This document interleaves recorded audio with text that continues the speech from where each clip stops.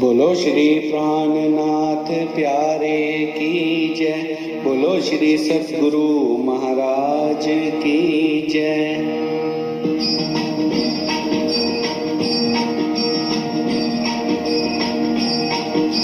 सतगुरु ब्रह्मानंद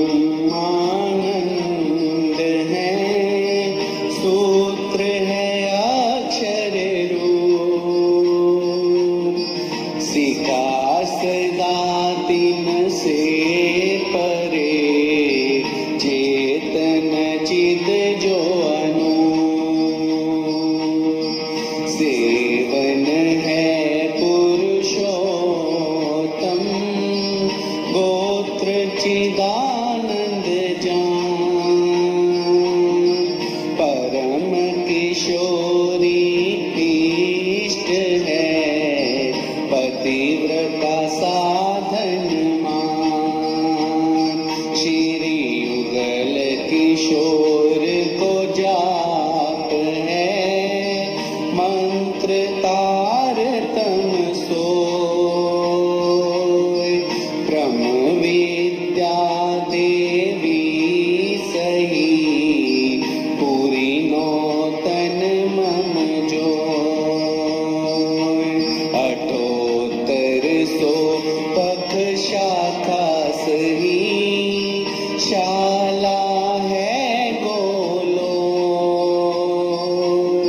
सतगुरु चरण को क्षेत्र है, जहाँ जाए सब सो, सुख विलास माहे नित वृंदावन, ऋषि महाविष्णु है जो, वेद हमारो श्वसन है, तीर्थ जमुना सोय, शास्त्र श्रवण श्री भागवत, बुद्ध जागृत को ज्ञान, कुल मूल हमारो आनंद है, फल नित विहार परवान, दिव्य ब्रह्मपुर धाम है, घर अक्षरातीत निवास, निजानंद है संप्रदाय, उत्तर प्रश्न प्रकाश, श्री देवचंद्र जी निजानंद तिन प्रगट करी संप्रदाय, तिन थे हम यह लखी है, द्वार पावे अब ते, श्री देवचंद्र जी निजानंद तिन प्रगट करी संप्रदाय, तिन थे हम यह लकी है, द्वार पावे अब ते, द्वार पावे अब ते, द्वार पावे अब ते, द्वार पावे अब ते। बोलो श्री प्राणनाथ प्यारे की जय। बोलो श्री सतगुरु महाराज की जय। स्वामी जी ने ये प्रश्न किया, तुम्हें नहीं विचार, कहने लगे भाई ईश्वर को भी जो है वो कहते हो दुख में है, जीव भी दुख में है और माया भी, और फिर क्या कहते हो इनका कभी नाश ही नहीं होता है। तो जरा अपना वेद तो उठा के देखो, तुम्हारा वेद कहता है ब्रह्म सत्य और चिद आनंद। सुंदर साहब जी इस पर भी थोड़ा सा विचार कीजिए। हम कहते हैं राज्य महाराज सच्चिदानंद है, कोई तो कहता है परम धाम में सच्चिदानंद है ही नहीं, यहीं पर है। अब कम टू दी पॉइंट, जीवन में बीती हुई बात बताता हूं। प्रोफेसर माता बदल जायसवाल, हिंदुस्तान में तो सब उनको सुंदर सा जानता है, शायद आपने भी नाम सुना। हिंदू यूनिवर्सिटी के वो हिंदी विभाग के होली सोली इंचार्ज थे। 78 में जब पहला समाचार छपवाने के लिए हम इलाहाबाद गए तो 6 सुंदर साथ को पढ़े विद्वानों को ले गए थे कि भाई एक लिट्टी में जो वाणी है जुदा जुदा होकर शुद्ध बन जाए। तो कर रहे थे, हम सुबह 5 बजे बैठते थे शाम तक। तो वो आए, देख करके बड़े प्रसन्न हुए, कहते महाराज जी सारा दिन यहीं बैठे रहते हो, चलो आज मैं गाड़ी लाया हूं, थोड़ा घूम फिर आए। मैं कहा जी हम घूमने फिरने के लिए नहीं आए। कहने कि नहीं मेरे कहने से चली। मैं गाड़ी में बैठ गया। अब घूमने फिरने की बजाय मुझे ले कहाँ गए? यूनिवर्सिटी में। अब मैं हैरान हो गया। अब यूनिवर्सिटी में एक हॉल होता है कॉमन, जिसमें सारे स्टूडेंट कोई ऐसा मसला हो तो इकट्ठे होते हैं। अब उन्होंने पहले सबको ऑर्डर दे रखा था, तो सारे स्टूडेंट आ गए। बीए एमए कॉलेज में तो आप जानते हो नौजवानों की बुद्धि कैसे होती है। तो बिठा दिया गया हमें चेयर पर, साथ प्रोफेसर साहब बैठ गए। तो अब जैसे होता है इंट्रोडक्शन, ये बहुत महाराज हैं, बहुत ज्ञानी हैं, ये कुछ है। मैं कह राज जी महाराज फंसा दिया आज आपने, आप जानना मुझे कुछ पता नहीं ना, मैं जानू ये क्या क्वेश्चन करें। तो उनका जो सेक्रेटरी था सारे यूनिवर्सिटी का, कहते हैं महाराज जी जब हम ध्यान से सुनने का प्रसंग है, जब हम यूनिवर्सिटी में आए थे स्टार्टिंग में, तो किसी ना किसी परमात्मा पर हमारा यकीन था। अब ये प्रोफेसर जी महाराज कभी किसी धर्म के गुरु को ले आते हैं और कभी किसी धर्म के गुरु को ले आते हैं। अब गुरुजन जो आएंगे वो झूठ तो बोलेंगे नहीं। कोई हमें समझा देता है परमात्मा निराकार है, कोई हमें समझाता है परमात्मा साकार है, कोई कह गया जी परमात्मा ना साकार है ना निराकार है, वो तो घट घट में व्यापक है। कोई कहता है घट घट में व्यापक नहीं, जो जल में है सो थल में है। तो हमारा तो दिमाग हो गया खराब, किसको परमात्मा मानने और किसको ना मानने। अगर आप ध्यान दो, come to the point now, कि अगर आप without any aid of book किसी भी किताब का सहारा लेके बोलोगे हम सुनने को तैयार ही नहीं, हमारा टाइम भी ना वेस्ट करो और अपना भी टाइम ना वेस्ट करो, हमारा दिमाग बहुत खराब हो चुका है। और ना ही किसी धर्म का नाम लेना कि भाई इस धर्म में आओ तो परमात्मा मिलेगा। हमें ये बता दो परमात्मा है क्या, तो हम सुनने को तैयार है। ना तो किसी बोलो बोलो ग्रंथ का प्रमाण देना और ना ही किसी धर्म का प्रमाण देना। अब बोलो क्या उत्तर दिया जाए? स्वयं राज्य के चरणों के ध्यान के स्वयं में क्या कह सकता हूं? मैं कहता नहीं, ले आए हो तो लाई तुम्हारी है, मेरा तो कुछ है ना, मुझे कोई आता जाता है, जैसे जानो त्यों करो। बस ये बात चरणों में ध्यान लिया, तुरंत जो कुछ कहलवाना था क्या कहलवाया। मैं कह सेक्रेटरी साहब, मैं आपके प्रश्न को सुन के बहुत अति प्रसन्न हुआ। जो मैं कहूं 3 शब्द कहूंगा और उसको लिखते जाना, नो वर्बल टॉक।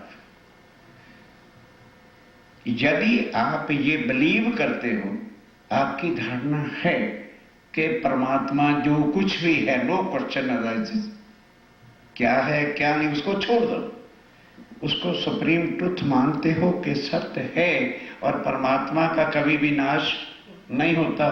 कहने लगे ये तो जनरल थिंग है। मैं कहा नहीं, लिखो परमात्मा सत्य है। उन्होंने कहा लिख दिया। मैं कहा 3 जॉब दूंगा, तीनों का टोटल लगा देना, वो परमात्मा होगा। पढ़े लिखे बच्चे हैं, वो इतने से नहीं होगा। काका मंदिर जाया कर, चना में प्रसाद लिया कर, टीका लाया कर, क्या हो जाए। माँ बाप के डर से तो चले गए, कोरे के कोरे सारी उम्र लगे ठाकुरों को पूजने। क्यों? बच्चों का क्या दोष है? अरे तुमने दिया क्या उनको? चलो चलो वहां चल के तारतम ले लो। और तारतम क्या हो गया? जा, बस उसकी आत्मा जागृत होगी क्या? अपना दोष नहीं बदल मानेगी क्या पापी है? नहीं। बच्चों को बता नहीं सकते कुछ कि क्या चीज है हमारे धर्म के अंदर, और फिर गालियां बच्चों को देते फिरते। क्यों माने ब्रह्मनाथ जी को? Question is this now. उसके बाद मैंने कहा भाई जो चीज सत्य है, come to the point, understand by scientifically, कि जो सत्य है वो कभी भी जड़, बोलो बोलो मुख से बोलो, सत्य तो जड़ नहीं हो सकती, अवश्य चेतन होगा। लेख परमात्मा चेतन है। कहते जी राइट। मैं कहा भाई किसी ग्रंथ का नाम नहीं? कहते जी ये तो साइंटिफिकली है, इसमें ग्रंथ का या धर्म का क्या मतलब हुआ? मैं क्या तीसरी बात का तू उत्तर दे। जो सत्य है और चेतन है वो चुपचाप बैठेगा कि कुछ ना कुछ करेगा? हम लोग भी कहीं खाली बैठ गए ना तो कुछ ना कुछ करना शुरू कर देते। तो मैं कहा जो सदा चेतन है वो कोई लीला तो करेगा? कहने का यस। मैं कहा ये बता दे उसकी लीला में जो सत्य की लीला होगी, दुख मिलेगा कि आनंद? सत्य की जो फंक्शन होगा उसमें आनंद मिलेगा कि दुख मिलेगा? कहता है जी आनंद मिलेगा। मैं कहा तीनों का टोटल लगा दे, वो परमात्मा है। चौथी बात ही नहीं करनी। सत चेद आनंद सच्चिदानंद। मैं क्या फिर? कहता जो है काम, मैं फिर संसार में नहीं। वो सत्य है तो जगत मिथ्या है, नाश हो जाने वाला है। वो चेतन है तो यहां 5 तत्व हैं, जल वायु अग्नि पृथ्वी आकाश, पांचों के पांचों जड़ हैं। और वो आनंद की लीला करता है तो यहां दुख ही दुख है, जगत से परे की बात है। कहने लगे फिर महाराज जी कैसे मिले? मैं क्या मेरे स्थान पे आ जाना। तेरे प्रश्न का उत्तर हो गया। अब तो उसका खरीदार है, चाहता है तो कम टू मी। ये है प्राणनाथ जी का परिचय। जाओ जगत पड़ा है, जाके शास्त्रों को देखो। सोच समझ गुरु कीजिए रे बाबा, सोच समझ गुरु कीजिए। ये तो सौदा परम अमोलक निरख परख के लीजिए। आनी मारे वडलोनी गादी से बाहर में गई गादी, हमें क्या लेना गादी से? जो गुरु हमारी आत्मा का कल्याण नहीं कर सकते, why we should adopt that? Forward गुरुओं को धारण करें। श्री महामती कहे गुरु सोई कीजिए जो अलग की देवे लख। इन उल्टी से उल्टा के पिया प्रेमी करे। उसके गुरु के चरणों में शीश रख दो, वो गुरु नहीं होगा। वो शरीर की पूजा नहीं कराएगा, वो शरीर से तुम्हारा संबंध नहीं जोड़ेगा, ना गुरु कहलाएगा ना तुम्हें चेला बनाएगा। 2200 आत्मा सबकी एक है। उस आत्मा के मालिक का जो अक्षरातीत है उसके साथ संबंध जोड़ेगा। इसको कहते हैं तारतम्य लेना। यानी के ऊपर कपड़ा डाल दिया और उन्होंने तारतम पढ़ दिया और उन्होंने क्या कह दिया, जा बेटा मैं गुरु तू चेला कमा खा, परमात्मा मिल जाएगा। इन ढोंगों से बाहर आ जाओ, सत्य को पहचानो। अब सुनिए आगे क्या होता है कि वो सच्चिदानंद है। आप ध्यान देना, स्वामी जी ने पूछा भी माया जीव ईश्वर कहाँ रहते हैं? कहते जी 20 एक सीढ़ियां 21 हैं, इसमें परमात्मा है, इसी में जीव है, इसी में माया है, दुखी भारी जो और वो भारी दुखी है। इनमें माया जीव, इसी में क्या है? माया भी है, जीव भी है और ईश्वर भी है, इसी के अंदर। कहो सुखी सो कौन? स्वामी जी कहते हैं फिर सुख कहाँ मिलेगा, आनंद कहाँ मिलेगा? फिर तो ये शरीर तो मिट जाएगा, तो अंदर ही शरीर ईश्वर भी मर जाएगा। फिर भाई जब शरीर का नाश हो जाएगा ईश्वर कहाँ जाएगा? अरे पढ़ते चलो इसमें क्या कहते हैं। फिर वो ध्यान के साथ स्वामी जी कहते हैं तुमने परमात्मा का स्वरूप क्या बताया है कि सूक्ष्म है। तो जब परमात्मा इसके अंदर है तो ये शरीर तो फिर सूक्ष्म नहीं है, तो स्थूल है। स्थूल कहो तो न हो नाश। और ध्यान दो सुंदर सा जी, समझने वाली बात है कि तुम सूक्ष्म को नित्य कहते हो। नहीं समझे सूक्ष्म क्या होता है? ये शरीर हमारा क्या है? स्थूल। अंदर जीव क्या है? सूक्ष्म। वो किसी को दिखता नहीं। अब समझे ना? एक जहां ना समझाए मुझे खड़ी कर देना, 10 साल समझाऊंगा कि तुम ईश्वर का स्वरूप क्या बताते हो? सूक्ष्म है, और स्थूल का नाश कहते हो। तो भाई ध्यान के साथ एक बात समझने की है कि वो सूक्ष्म जो है वो स्थूल के बिना रह सकता नहीं। समझे? आज वो सूक्ष्म हमारे अंदर है तो स्थूल भी काम कर रहा है और सूक्ष्म अंदर बोल रहा है। ये शरीर नहीं बोल रहा। कौन बोल रहा है? जो अंदर सूक्ष्म जीव है। स्वामी जी कहते हैं अब यही इन दोनों को जुदा कर दो। नहीं समझे? अपने अरे घबराओ नहीं, कुछ दिमाग पर भी बोझ डालो। उस जीव को तुम बाहर निकाल दो तो जीव भी मुर्दा और शरीर। जब शरीर में से जीव निकल जाए मट्टी हो जाता है। और सूक्ष्म कभी जीव के बिना, शरीर के बिना रह नहीं सकता। कहने के फिर तो दोनों का नाश हो जाएगा। तब मीमांसा दर्शनी। कोई उत्तर नहीं। बे परमात्मा का भी नाश हो जाएगा तो फिर मुक्ति कौन देगा? कहते जी फिर हमारे पास तो यही ज्ञान है। बैठ जाओ। अब आओ 6 दर्शन सुन लेना, आगे नहीं सुनूंगा। इसको मगज में रख लो, बहुत है आज का ज्ञान। मीमांसा दर्शन वाले क्या कहते हैं? दूसरा दर्शन जो है बोले कर्म प्रधान। कहने लगे स्वामी जी किस चक्कर में पड़े हुए? कर्म ही परमात्मा है, कर्म ही ईश्वर है और कर्म ही जीव है। ये डिग्रियां हैं, जैसे प्राइमरी क्लास, हाई क्लास और इंटर MBA। इस तरह से कर्म की डिग्रियां हैं। ध्यान देना, जो जीव अच्छे से अच्छा कर्म करता है तो वो क्या बन जाता है? ईश्वर। नहीं समझे? और वो ईश्वर जब अच्छे से अच्छा कर्म कर देता है बन जाता है परमात्मा। वो सबसे ऊंचा बैठ जाता है। फिर अगर कोई दूसरा जीव ऐसे कर्म करता करता और आगे चला जाए तो पहले परमात्मा को नीचे ले आते हैं, उसको बिठा देते हैं। इस तरह से आप स्वयं परमात्मा ईश्वर बन सकते हैं। जीव ईश्वर ब्रह्म है। एक एक चीज, जीव ईश्वर यही ब्रह्म का रूप कर्म ही है और कुछ नहीं। सब कर्मन को रूप। एक कर्मों का रूप है। कर्म ही जीव है, कर्म ही ईश्वर है, कर्म ही परमात्मा है। कर्म बिना कछु और नहीं। हाँ? कर्म के बिना और कुछ भी नहीं है। कोई परमात्मा परमात्मा कोई कुछ नहीं, कर्म ही परमात्मा है। सदा अनादि अनूप। और वो सदा अनादि, कर्म सदा अनादि है और अखंड है। श्री जी बोले प्रसन्न तब। सुनने की बात है। स्वामी जी ने कहा भाई थोड़ा सा शक है, जरा उत्तर दे दो, बस और कुछ नहीं चाहिए। कर्म विषय है व्रत। ध्यान देना, यदि कर्म अनादि है और सत्य है तो सत्य के अंदर तो कभी भी संशय या भ्रांति आती नहीं है। और कर्म कोई ऐसा नहीं है जिसमें श्योरिटी हो, भ्रांति है। मानो मैंने एक शॉप बनाई तो जब तक after a year good result ना निकले तो पूछते हैं क्यों भाई दुकान खोली है, कैसा चल रहा है? भाई काम तो है, पता नहीं प्रॉफिट आएगा या लॉस होगा, तो तब तक पता नहीं जब तक रिजल्ट नहीं निकलेगा। तो संशय रहा कि श्योरिटी? संशय रहा। उसके बाद किसी ने MA की परीक्षा दी, उससे पूछा क्यों भाई पेपर कैसे हुए हैं?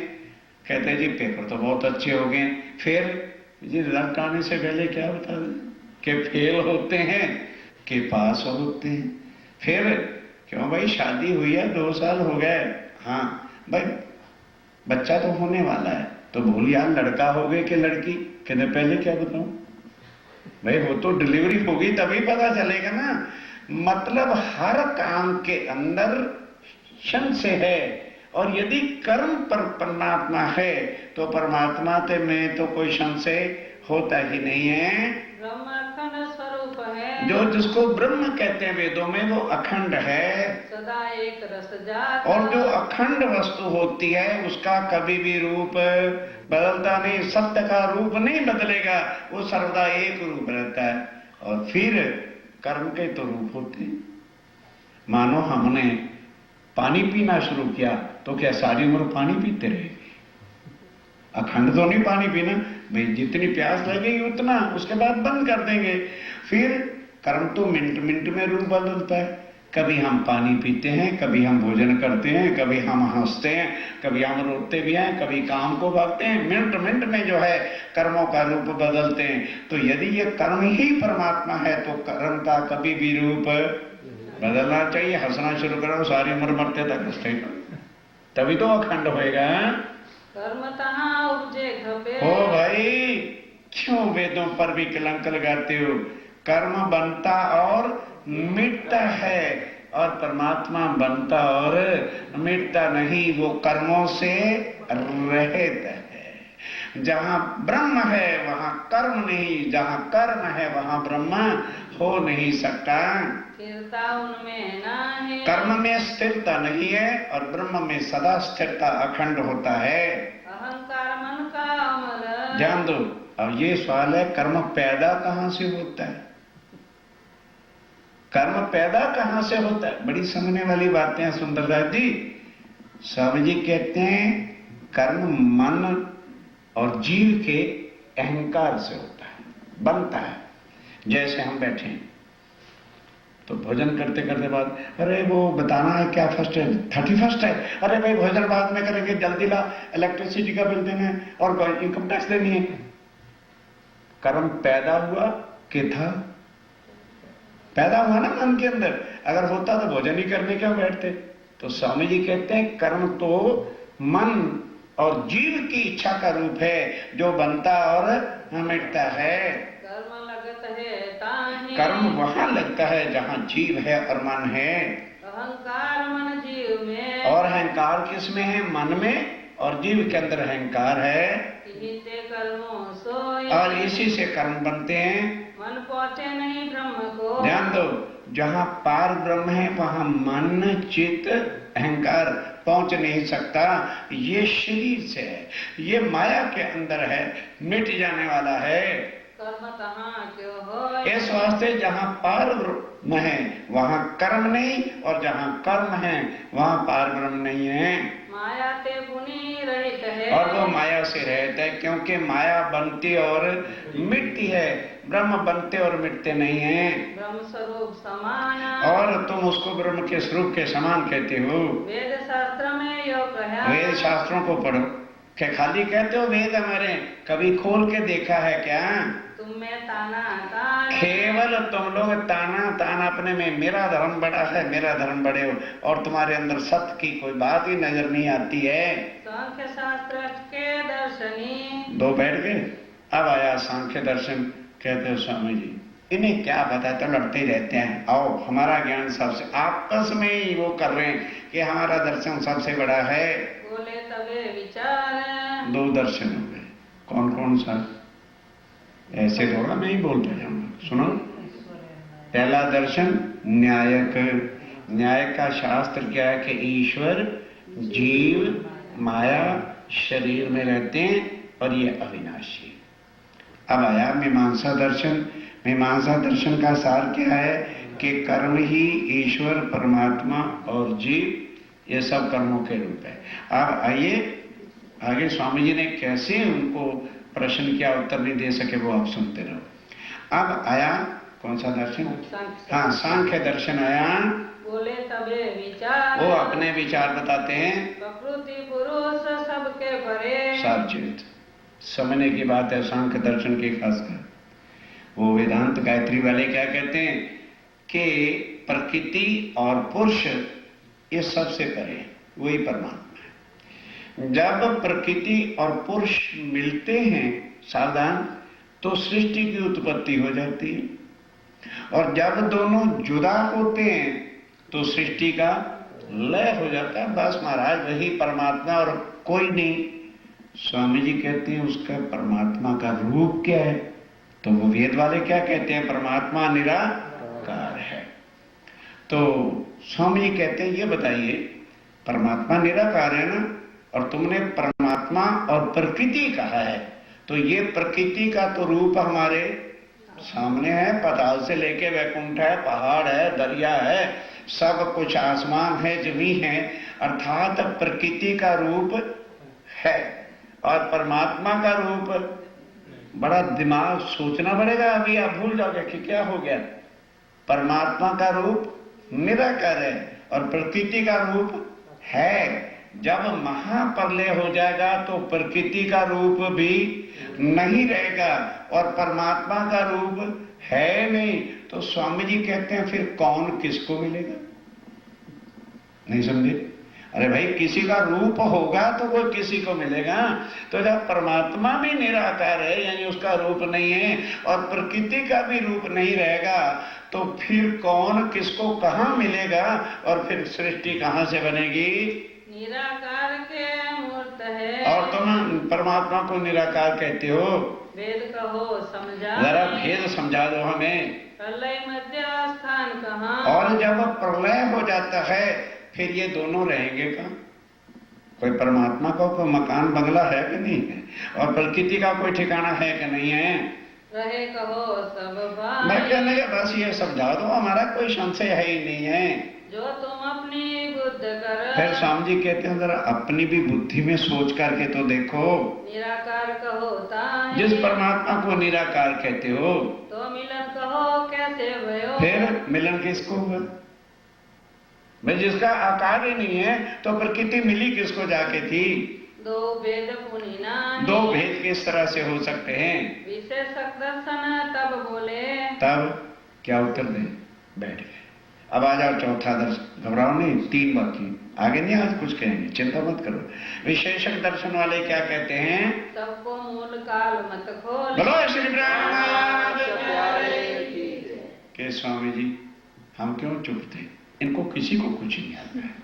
आओ हम बताते हैं कि परमात्मा क्या है? काल। समझ गए ना?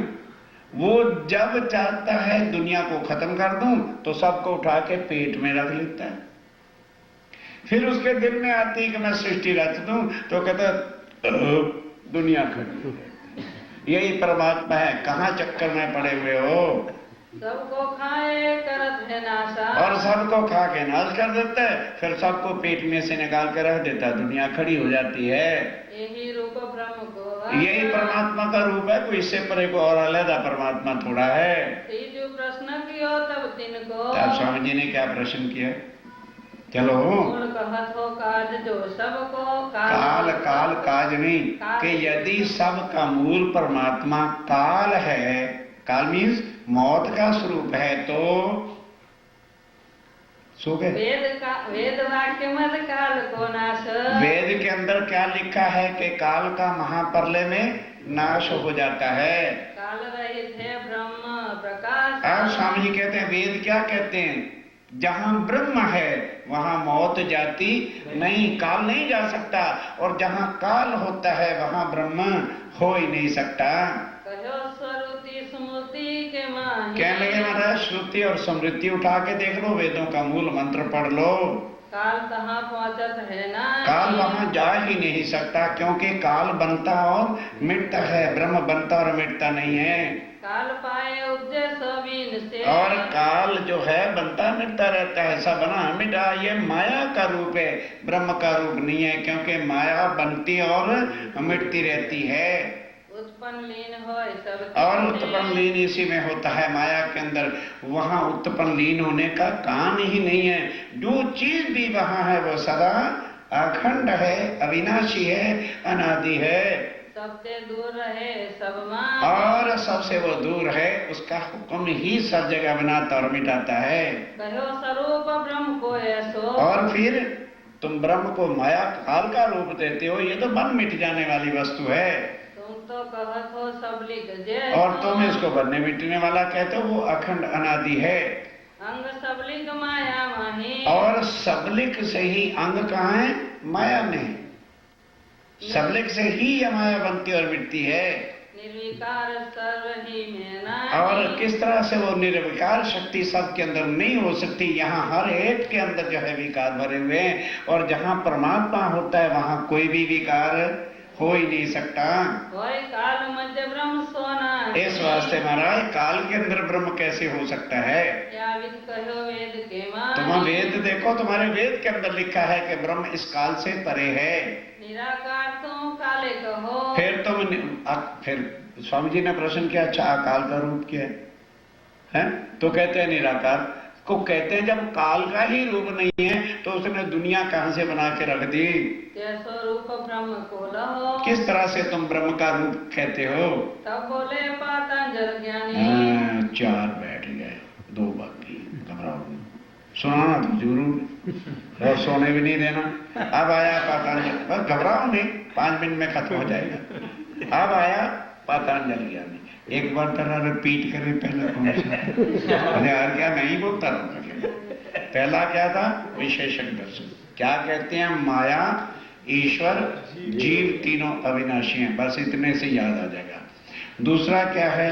मीमांसा दर्शन, जो कर्म को ही सब ईश्वर भी जीव भी और कहते हैं। तीसरा कौन सा है? विशेषक दर्शन। वो क्या कहते थे? हैं? बोलो बोलो बोलो बोलो। पातंजल तो हो गया भाई ना। विशेषक दर्शन क्या कहते हैं?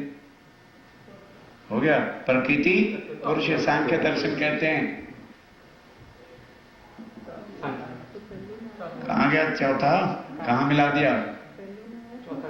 अरे भाई काल को ही बता रहे, अभी तो ही चल ही रहे हैं। अब आया पातंजल ज्ञानी। पांचवा दर्शन क्या कहता है? व्यापक ब्रह्म सकल मद जानी। अरे स्वामी जी काम का धक्के करते फिरते, सब के अंदर परमात्मा कण कण में समाया हुआ है। यही भवन ब्रह्म को ले। और ये जो सारा ब्रह्मांड है यही तो भवन इस परमात्मा का है। ब्रह्म को इससे परे अकेला थोड़ा रहता है। व्यापक ही है तुम देखो। ओ स्वामी जी यहीं पर कण कण में व्यापक है, बाहर नहीं है कोई। पिंड माही 8 अंग लेके। स्वामी जी ने कहा भी बैठा कहाँ है? ध्यान दो सुंदर साहब जी, इस देह के अंदर ही 8 अंग लेके बैठा है। जब तुम योग साधना करोगे तो उसके बाद एक और साधना होती है नाड़ी चक्र शोधन की। जब वो तुम कर लोगे तो परमात्मा अंदर से बोल बैठता है, मैं बैठा हूं। स्वामी जी ने कहा भाई जरा समझा दो वो किस तरह से, कौन से अंग? ध्यान से सुनने के प्रसंग है। खोज कीजिए जब चित्त देके। जब चित्त देके अपने अंदर ही खोजें, क्योंकि हम तो हर वक्त बाहर वालों से बोलते हैं। जब तुम परमात्मा से बात करो, अंदर बैठा तो अंदर से बोल पड़ेगा। नाड़ी चक्र शोधिए जब ही। अष्टांग तो वो है ना, प्राणायाम नित्यान इत्यादि वगैरह। कहते हैं नाड़ी चक्र शोधना पड़ता है। समझने का कैसे कि एक बारीक से बारीक कपड़ा 9 इंच चौड़ा 36 फुट लंबा ले लेना, फिर उसको क्या कहते हैं बटने को? हाँ वट दे देना खूब अच्छी तरह से। जब खूब अच्छी तरह से वट हो जाए तो डबल कर लेना। डबल करके जो सिरा होगा उसको मुलायम कर लेना, तेज हो जाएगा। दाईं नाक से अंदर डालना, वो जाता जाता अंदर दूसरी ओर चला जाएगा। ठीक है, फिर दोनों से वो बाहर आ जाएगा। दोनों के सिरे आपके हाथ में होंगे। इधर से खींचना वो अंदर जाएगा, उधर से खींचना वो आएगा। जैसे मदर्स रात को निप्पल में दूध डालते हैं तो सुबह उठ के ब्रश से साफ करते हैं तो क्लीन हो जाती कि नहीं। इसी तरह से जब आप और अंदर हट के रस्सी डाल दोगे तो तुम्हारी नसें बिल्कुल साफ हो जाएंगी। अंदर से परमात्मा बोल, बस ये अंदर परमात्मा बैठा है। मिले ब्रह्म आप में तब। शब्द भी सुनो वाणी से भी, ब्रह्म तुम्हें अपने ही अंदर बैठा है परमात्मा मिल जाएगा। 8 अंग योग के जे। और योग साधना के 8 अंग जानते हैं, फिर भी हम बता देते हैं। नाम कहत होती उनके नाम सुन लीजिए। आसन प्राणायाम जो कहिए। आसन प्राणायाम प्रतिनिधित्व, प्रत्याहार धारणा लीजिए। प्रत्याहार और धारणा, ध्यान समाधि नियम जब। ध्यान समाधि नेम और जप, ये 8 प्रकार की योग साधना है जो योगेश्वर भगवान कहते हैं। 8 अंग योग के सोए। ये योग के 8 अंग हैं। ज्योति रूप तुम ब्रह्म ही और ब्रह्म को ज्योति रूप मानो, तुम्हारे अंदर ज्योत है। कारण बीज जगत को जानो और कारण से वो जगत के कण कण में बैठे हैं। उपजे उपजावे सब या में इसी ब्रह्मांड के अंदर ही बनता और मिटने का काम होता है। जगत रहित किरणा समता में और सारे जगत के अंदर किरणों के समान बैठा हुआ है। बुद्ध विषय ले हो ये मत है स्वामी जी, जरा बुद्ध के अंदर ले इस विषय को, तो आपके अंदर ही परमात्मा है, फिर ढूंढने की क्या जरूरत है। गहो चित्त में कर निर्धार और विश्वास करके चित्त में ले लो। श्री जी पूछो प्रश्न विवेके आप ध्यान देना, स्वामी जी क्या प्रश्न पूछते हैं। मेटो आशंका ये कहने लगे मुझे ये पसंद आ गया, पर एक छोटी सी संशय है, वो आप निकाल दो। ब्रह्म सचिदानंद स्वरूप ध्यान दो, ब्रह्म सत चिद आनंद स्वरूप है। जगत असत जड़ दुख को रूप और जगत दुनिया पिंड क्या है, असत है और जड़ है और दुख का घर है। सत वस्तुते सत ही उपजे ध्यान दो कि यदि संसार भी सत्य है, देह भी सत्य है और परमात्मा भी सत्य है, तो सत्य से सत्य बनेगा कि झूठ? बोलो, जो सत्य ब्रह्म है तो उसे तो फिर सत्य की वस्तु होनी चाहिए। ये झूठी जड़ मिटने वाला तन कैसे पैदा हो गया? द्रव्य असत्य असत ही निपजे और असत कहाँ से बनेगा? असत से असत, झूठ से झूठ बनेगा और सत्य से सर्वदा सत्य की उत्पत्ति होगी। वेद कहत माया में वास और वेद क्या कहते हैं? माया में भास है, भ्रांति है, मिट जाने वाली है। ताते करत सक्त प्रकाश तुम इसके अंदर शक्ति को, सत्य को प्रकाश कर कैसे करोगे? किरणा सूरज वेदनाएं फिर ध्यान दो, स्वामी जी कहते हैं सबके अंदर यदि किरणों के समान परमात्मा बैठा है तो सूरज और किरणों में तो कभी भी अंधेरा हो ही नहीं सकता। फिर सूरज सत्य है तो किरणें मिट जाती कैसे हैं? माया ब्रह्म बीच बहुबा है कहना कि भाई माया और ब्रह्म में बड़ा भारी भेद है।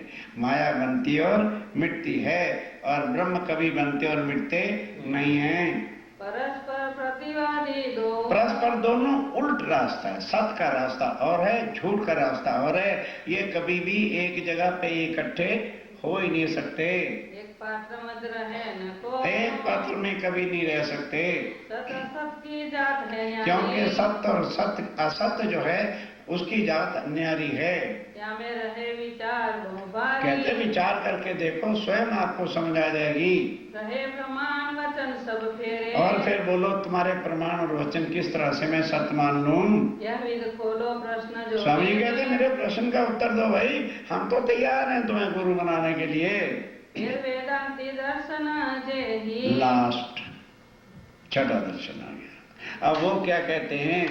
ब्रह्म बिना कछु कहत न देहि क्या है स्वामी जी, हम ब्रह्म के बिना बात ही नहीं कुछ करते। आप चिंता मत करो, इसलिए हम चुपचाप लास्ट बैठे थे कि हमारे बिना कोई तुम्हें ब्रह्म दिला ही नहीं सकेगा।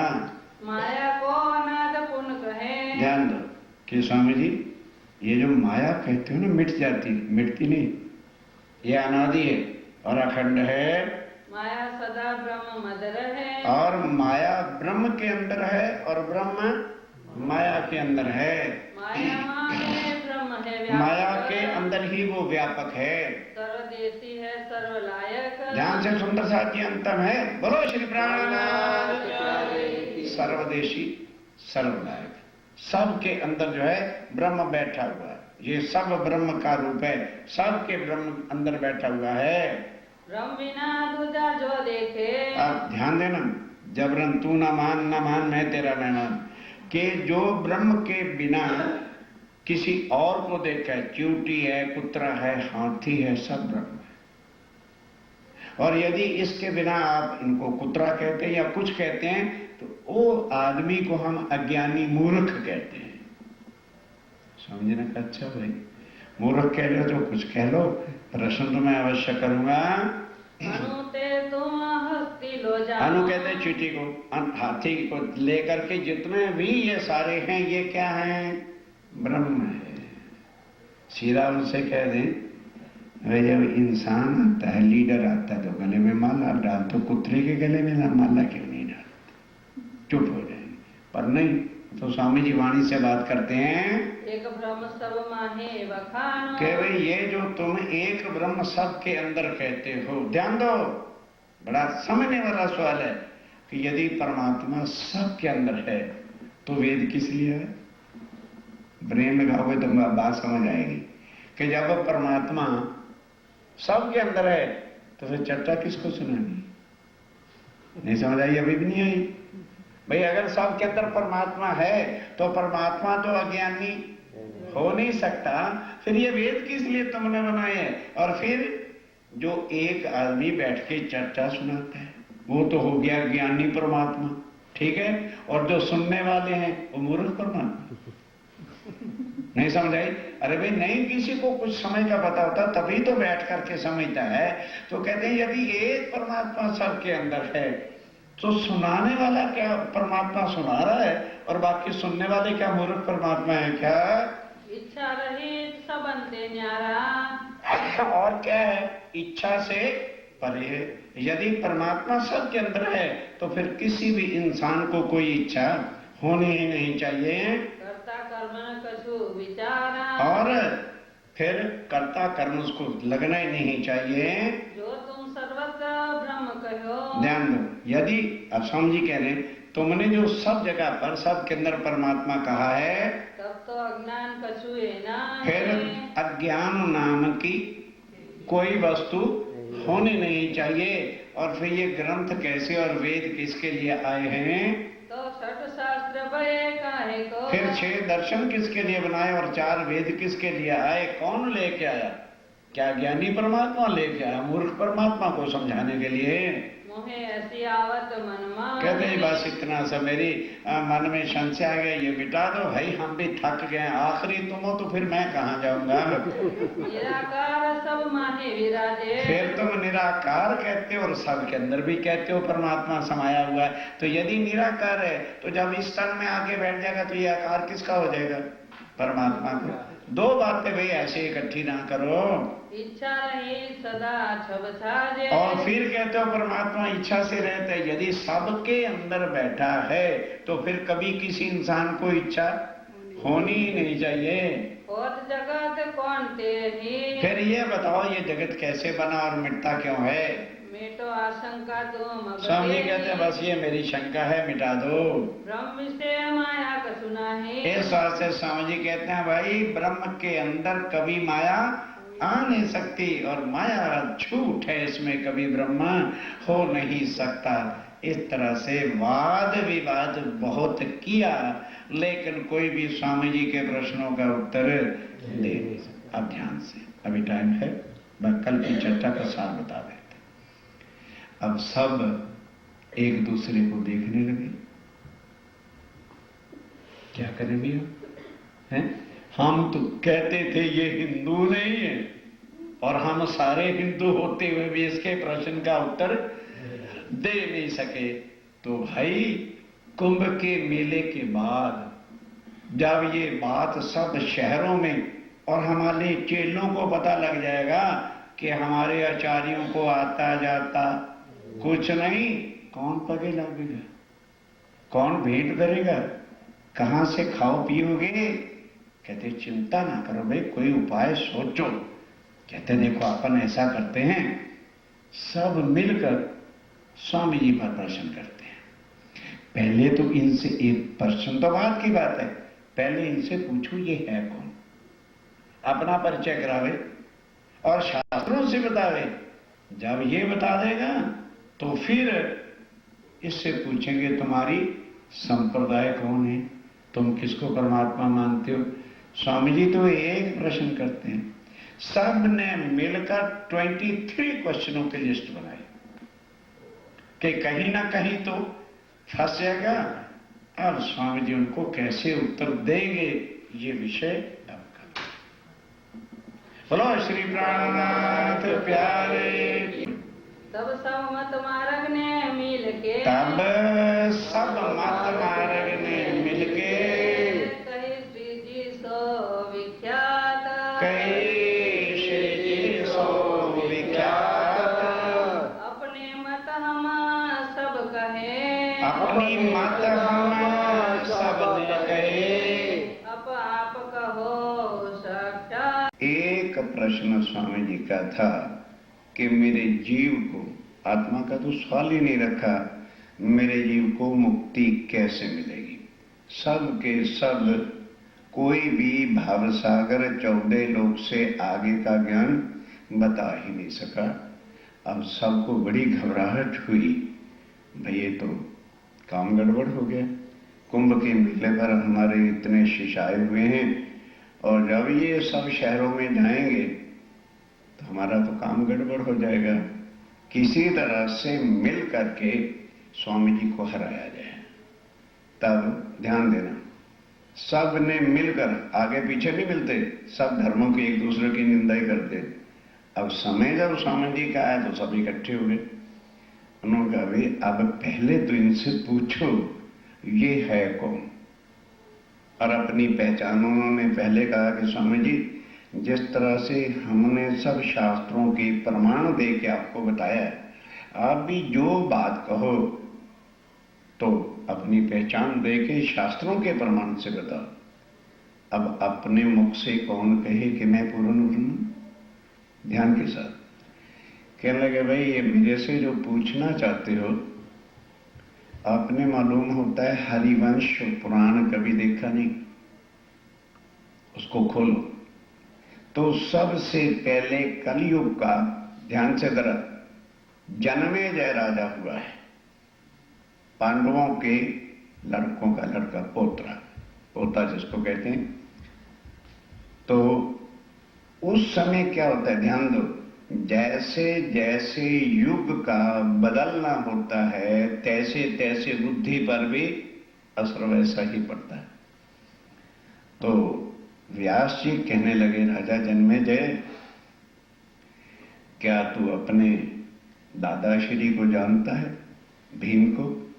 कहने महाराज ये कौन सी बड़ी बात है, मेरा ही तो ग्रैंडफादर था। कहने लगे नहीं जानते। वो इतना शक्तिशाली था कि जब युद्ध में जाते थे तो जो कंधे पर गदा रखते थे वो कभी प्रयोग में लाते थे। तो कहते फिर लड़ते कैसे होंगे? कहने भीम इतना बलशाली था कि रण युद्ध में गए और हाथी की दुम को पकड़ा, यूं फेंक दिया। वो हाथी जो उसने फेंके थे वो लौट करके धरती पर आए नहीं। बोलो किस बुद्धि से आज हम सोचेंगे, कहेंगे सबको पौड़ से लिखा पड़ा है। इसी तरह वो जन्मेजय ने भी कहा, कहने लगे महाराज व्यास जी, जरा इतना गपौड़ ना मारो कि मेरी बुद्धि में ना आए। मैंने कहा अच्छा ठहर जा। तो व्यास जी योगी से, योग साधना के द्वारा उन्होंने ये जो वायु पूर्व पश्चिम उत्तर दक्षिण चारों दिशाओं में चलती है, इसको योग से रोक दिया और डायरेक्ट पृथ्वी और आकाश का संबंध जोड़ दिया। आज समझने की कोई जरूरत नहीं। रोज हम पढ़ते रहते हैं कि 2-3 किलोमीटर के बाद जो धरती में आकर्षण शक्ति होती है वो वहां जाके खत्म हो जाती है। तो अब वो वायुमंडल जो यहां पूर्व पश्चिम उत्तर दक्षिण चलता है वो डायरेक्ट पृथ्वी और उसके साथ हो गया। तो अब जो आकाश के वायुमंडल में चीजें घूम रही थी उसके अंदर वो हाथियों की खजान, सिर, कान, मुर्दे जो थे वो घूम रहे थे। एकदम दर दर दर दर दर दर उसके नीचे आ गिरे, आना शुरू हो गए। हाथी के जैसे दांत हैं, सिर है, टांगे हैं, दुम है, और ढेर लग गया। चरणों पर गिर पड़ गए। महाराज बस, कहते आप समझ आई, तू तो पहले कहता था अरे भाई मेरे पिता मेरे से 10 गुना ज्यादा हो सकते, तो मैं तो हाथी हिला ही नहीं सकता, तो मेरे पिता हाथी के पग पकड़ के गिरा देते होंगे और दादाश्री उसको बांध के घसीट के बाहर ले जाते होंगे। अब बोलिए किसने फेंके? तब कहते सुन, ये तो बताइए, मैंने तुमको बीती हुई बात, ये हरवंश पुराण में प्रसंग लिखा हुआ है। स्वामी जी ने खोलो, वो ग्रंथ तुम्हारे हैं, मैंने आकर के नहीं लिखा। फिर उन्होंने क्या कहा कि तू अभी राजा है, थोड़े दिनों के बाद तू चक्रवर्ती राजा हो जाएगा। जब चक्रवर्ती का मतलब होता है विश्व पर राज करने लगेगा, तब तू एक दिन वन के अंदर घूमने जाएगा और फिर वहां क्या होगा, तो दक्षिण दिशा में ना जाना, पूर्व पश्चिम और उत्तर को चले जाना, पर तू जाएगा, ये भी तुझे बता दूं, तू जाएगा। वहां जाकर के क्या होगा, जो घोड़ा जिस पर तू सवारी करके जाएगा वो तेरे काबू से बाहर हो जाएगा और भागता भागता इतने घोर जंगल में चला जाएगा। ध्यान देना, वो वहां स्वर्ग की एक अप्सरा जिसको इंद्र भगवान ने श्राप दे के धरती पर भेजा हुआ होगा, वो संध्या के समय में फिर अप्सरा का सुंदर रूप धारण करेगी, तो उसको देखकर मोहित हो जाएगा और वन अपने घर ले आएगा कि मैं इसको पटरानी करूं। तो चक्रवर्ती राजा के राज्य में ये नियम होता था कि यदि पटरानी को नया रखे तो उसको 1000 ब्राह्मणों को भोजन कराना पड़ता था, यज्ञ करना पड़ता था। तू करेगा।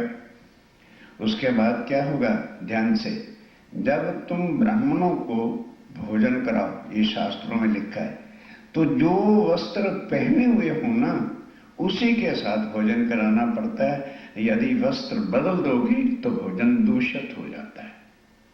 भोजन कराते हो तो आगे पीछे कुछ भी करो, तो वो स्वर्ग की अप्सरा होने के कारण से उसके वस्त्र पल पल में बदल जाएंगे। तो ब्राह्मण सोचेंगे भाई चक्रवर्ती राजा है, इन्होंने तो हमारा भोजन दूषित कर दिया, तो पहले परीक्षा लेंगे कि वाकई ये पटरानी वही है या कि दूसरी रानी तो नहीं कोई आ गई। तो क्या करेंगे, खीर कटोरे में जो होगी उससे छींटा दे देंगे पग पग, तो फिर लौट के आएंगे तो पहचान जाएंगे कि रानी तो वही है, कपड़े बदल रखे हैं, तुझे श्राप दे देंगे कि हे राजा, जिस तरह से हमारा भोजन तूने दूषित किया है, जा तो 8 अंगों से कोड़ी हो जा। अब राजा लगा का अपने, हे महाराज, कहते यार होनी लिखी हुई है, मैं इसको बदल नहीं सकता। कहने लगे महाराज कोई उपाय? कहने लगे तेरे से ज्यादा ऊंचे नसीब वाला कोई है ही नहीं। कहते मैं कोड़ी हो जाऊंगा इसलिए मेरा नसीब अच्छा है। कहने लगे नहीं, इस कलयुग के अंदर जब ये तेरे साथ बात बीतेगी एक अनहोनी बात होने वाली है। क्या अनहोनी होने वाली है? अभावी नो भविष्यन्ति मुनियो ब्रह्म रूपना, कि जो ना तो कभी हुई है और ना ही फिर कभी होगी, वह पार ब्रह्मक्षातीत अपनी आत्माओं के साथ जगत में आकर मनुष्य तन धारण करेंगे। वह पार ब्रह्म की अंगनाएं ब्रह्म मुनि, मुनियों ब्रह्म रूपना, वह साक्षात ब्रह्म का ही रूप होंगे। तो वह हैरान हो गया, कहने लगे महाराज तुम कहते हो कभी नहीं हुए, तो ब्रह्मा जी के 4 पुत्र सनका सनंदना से लेकर हजारों ऋषि आए हैं, क्या तुम्हारे तक भी कोई ब्रह्म मुनि नहीं हुआ? क्या लगे ना, ध्यान देना, हम ब्रह्म ऋषि हैं, हम ब्रह्म मुनि नहीं। अब इसको समझो कि ब्रह्म ऋषि और ब्रह्म मुनि में क्या होता है, कि जो ऋषि होता है वो तो केवल परमात्मा का आके प्रचार करता है, भजन करो, ये करो, शिव जी को जपन करो, उसका जपन करो। जो ब्रह्म मुनि हैं, तो फिर पूछा महाराज ब्रह्म मुनि क्या होंगे, कैसे हम उनकी पहचान करेंगे? कहने लगे जो ब्रह्म मुनि हैं, उत्तम पुरुष बिना अन्न देवी को वो ध्याएंगे नहीं। उत्तम पुरुष, ध्यान के साथ, अभावी नो भविष्यन्ति मुन्यो ब्रह्म रूपना उत्पन्नाए कलयुगे, क्या पहचान होगी? प्रधान पुरुषा आश्रय। कि वो आके तन भले यहाँ का धारण करेंगे, तो जब तन यहाँ का धारण करेंगे उनको बुखार भी आएगा, कष्ट भी आएंगे, उनके सगे संबंधी जो देश से हैं वो जन्मेंगे भी, मरेंगे भी, लाख विपदाएं भी आएंगी। तो दुनिया की तरह से मानो कोई हनुमान जी का भक्त है, संतान नहीं हुई, कोई कहता है बद्रीनाथ चले जाओ भगवती की पूजा कर, लड़के हो जाएंगे, तो अपने इष्ट को छोड़कर बच्चे की खातिर भक्ति का पूजन करना शुरू कर देता। या इस तरह से और जैसे जैसे संकट हैं तो लोग अपना भगवान भी बदल देते हैं, वो मर मिटेंगे। ब्रह्मनियों की यही पहचान होगी, पतिव्रता उनका साधन होगा, इसलिए वो पार ब्रह्मक्षातीत के स्वयं किसी का आश्रय लेंगे। हर साल भी तक साहब सुनते हैं ना, तो फिर ये कहने की गुंजाइश ना निकलती, महाराज जी तमा सारू कहो छो पर कुल देवी तो पुजवई पड़े। ये सुनाने वालों का दोष है। यदि परम धाम की आत्मा हो, मर मिटना माया के लिए, पराक्षातीत का सहारा कभी भी छोड़ना नहीं, ये उनकी पहचान है। तब उन्होंने कहा भाई ये तीनों काल में, बीते हुए काल में जो चल रहा है, वर्तमान काल और भविष्य में, ना तो कभी आए हैं और ना ही फिर कभी आएंगे। तो स्वामी जी कहते हैं खोलो हरवंश पुराण, लिखा है कि ब्रह्म भी आएगा और ब्रह्म मुनि भी आएंगे। हाँ, मेरी ये पहचान है। अब आगे सुनो क्या होता है। वेद उपनिषद में, और कहने लगे ये तो मैंने तुम्हें एक ही ग्रंथ का प्रमाण दिया, वेदों में उपनिषदों में, हर ग्रंथ के अंदर जो है कलयुग में पूर्ण ब्रह्म और उनकी आत्माएं आएंगी, ये लिखा हुआ है। अब तुम जिस ग्रंथ का नाम लो, स्वामी जी कहते मैं उससे निकाल के दे देता हूँ। विद विद कहीं बनाए, तरह तरह से उसको ढंग से लिखा है।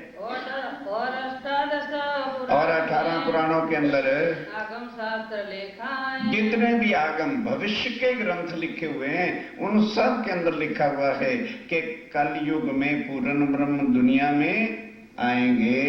जो ग्राहक या वस्तु को, अब ध्यान देना, स्वामी जी कहते हैं जो ग्राहक, जिनको इस वस्तु की दर्द है तो वो ध्यान दे करके सुनना, उनके सब संशय मिट जाएंगे। वो चित्त ले आके एकाग्र चित्त होकर के इस बातों को सुने, वेद उपनिषद, फिर उसका कोई संशय होगा तो स्वामी जी कहते हैं वेद से उपनिषद मैं प्रमाण दे दे करके आपके संशय मिटा दूंगा। हम सब दे समझाएं, हम अच्छी तरह समझा भी देंगे। तब सबने चित्त में लई, ध्यान देना, तब सब के सब चित्त में लेते हैं कि बोलो भाई, जो बात करते हैं ग्रंथ हमारे से अगले प्रमाण देते हैं, ये इसको बांधना हमारे बस का नहीं है। ये नहीं कहो बंधाए, ये कहीं जो अटकने वाले नहीं है। पूछिए धाम क्षेत्र संप्रदाय। ध्यान देना, स्वामी जी ने तो एक ही बात पूछी थी कि मेरा जीव कैसे मुक्त हो सकता है।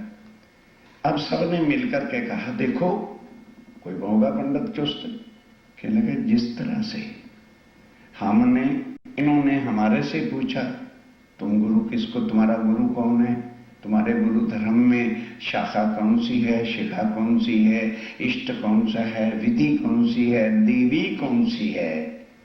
तो जो देवियां अपन ने बताई हैं इससे परे तो कोई और देवी नहीं। फिर जो उत्तर देवा, ध्यान से सुनने का प्रसंग है सुंदर साहब जी, मूल सार है अपना।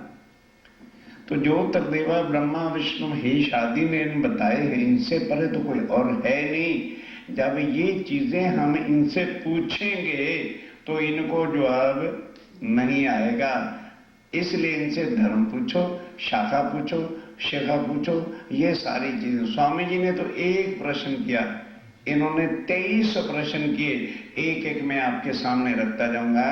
स्वामी विद संप्रदाय की, हे स्वामी जी, तुम्हारी भी कोई संप्रदाय नई नजर आती है, हम जानते नहीं, कृपा करके जरा अपनी संप्रदाय की विधि पद्धति बताइए। कहो साख दे सोई, पर जो कहो उसकी साक्षी बताना।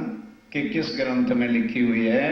जो हम अपनी सबने कही, जिस तरह से हमने सब आपको परिचय दिए और उसके प्रमाण दे करके बताए हैं, तो तुम कहो प्रसन्न होए। आप भी स्वामी जी गुस्सा न करना, क्योंकि पहले स्वामी जी ने कहा था, तो उसी तरह कहते हैं स्वामी जी हम अगर कोई बात और पूछेंगे तो आप भी प्रसन्न होकर उत्तर देना, गुस्सा नहीं करना। करके गर्व बोले सबे, सबको गर्व आ गया कि अब कहाँ से प्रश्नों का उत्तर देंगे। प्रश्न विविध विस्तार, और कितने प्रश्न किए, प्रश्नों को सुनो। शाखा शिखा कहो अपनी, जरा धीरे धीरे, शाखा बताओ तुम्हारी कौन सी है और तुम्हारी शिखा कौन सी है, फिर कहो सूत्र विचार। और जरा ये भी बताओ तुम्हारे सूत्र का क्या ढंग है, तुम उस परमात्मा से किस तरह, सूत्र मैंने संबंध जोड़ना, क्योंकि उन्होंने तो बताया था कि हम जनेऊ से यज्ञोपवीत बनाते हैं। तो स्वामी जी कहते हैं भाई ये धागा तो 6 महीने में 3 महीने में टूट जाएगा, तो फिर नया टांका लगाओगे कि उसको है? तो अब वो तो कच्चा था, बताया।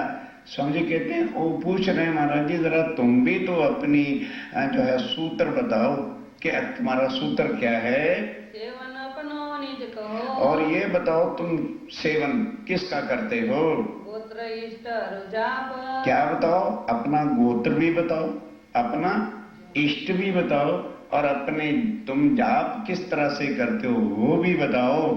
साधन मंत्र पूरी कहो, उस जाप का फिर साधन बताओ, 9 प्रकार की भक्ति में से कौन सा है, और फिर जरा अपनी पूरी भी तो बताओ। कहो देवी प्रताप, और ये बताइए स्वामी जी आखिर तुम्हारे शरीर तो यहाँ के, आत्मा ही तो तुम्हारी ब्रह्ममुनि है, शरीर तो ब्रह्ममुनि नहीं है, तो फिर इस पर कष्ट भी पड़ेगा, इनका मरण भी होगा, इनका जन्म भी होगा, तो फिर किस देवी का पूजन करोगे। ध्यान दो, शरीर पर कष्ट हो तो देवी पूजन करना पड़ता है, और आत्म कल्याण के लिए इष्ट का पूजन करना पड़ता है।